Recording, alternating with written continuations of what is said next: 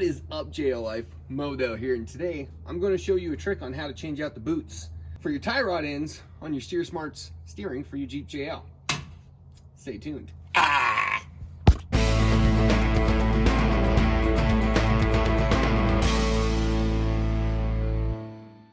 I'll preach it, even though I don't always practice it. Maintenance on your rig is super important. And as I was doing my maintenance, I found a giant hole in the boot of my tie rod end on the passenger side. Now, I've swapped these out before. It was a pain in the ass until I figured out an easier way to do it, and I figured this is an excellent opportunity because I know if I had an issue with it, y'all are going to have an issue with it. Reasons why you don't want holes in your boot for your tie rod end: it allows grease to get out much faster. It will allow dirt to get in. If dirt gets into the joint, you're going to prematurely destroy your joint. Now, these joints are expensive. I don't want to be replacing them, so we are going to replace the boot. You can buy the boot separately from Steersmarts. I don't remember how much I spent on them because I bought them a while ago in anticipation of possibly tearing one. As I was going through tightening bolts and greasing my stuff, of course, that's when I found this hole. But I'm going to pop it off, and I'm going to show you how to get the new one on the simplest way possible. Let's wedge in screwdriver, give it a twist, and as you see it start to peel up, just go around till it pops off. The boot removed. Just clean up the surrounding area. You don't want to get dirt inside the boot. Though, again, frequent greasing of your joints, make sure that you're pushing the dirt away from the joint. This is what the new boot will ship like. It'll come with a little cover, and it'll give you a new boot. You want to make sure you get some grease along the insides to kind of help facilitate this. But you would think it would just be as simple as just push it on. Yeah, these are pretty stout boots. It's not that easy. That's where this comes into play.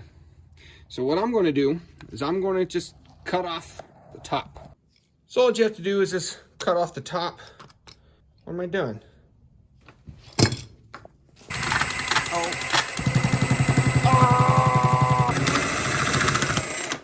There we go. You want to cut out the top. Remember, always have the right tool for the job. So the reason why we cut off the top is so it will fit over and the stud will come through. Otherwise, it won't go all the way down. But before you do that, just make sure you get all the little plastic bits, loose bits, out of the way. So you don't want the plastic falling into the joint. But you're going to use this to push it in.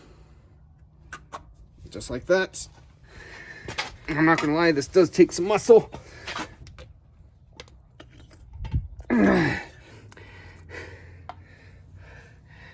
Almost got it. Oh, and it popped off. Ah! Yeah. Oh.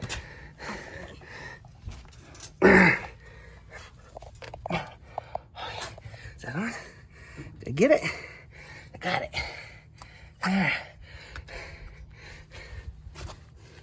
There you go. Reset it. Just give it a good push down. Make sure it's on there good. That's how you replace the boot. Just make sure you put grease back in it after you put it back in.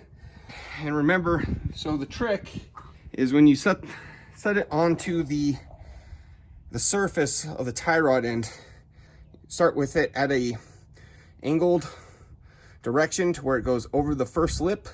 Then you kind of start twisting and pushing down as you're trying to seat it in until it seats in. I'm not gonna lie, it's some work.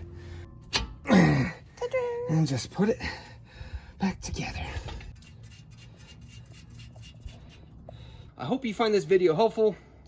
Just remember, don't throw these guys away. Useful. But remember to like, comment, subscribe, and share. Stay tuned for the next one, y'all. Keep it easy.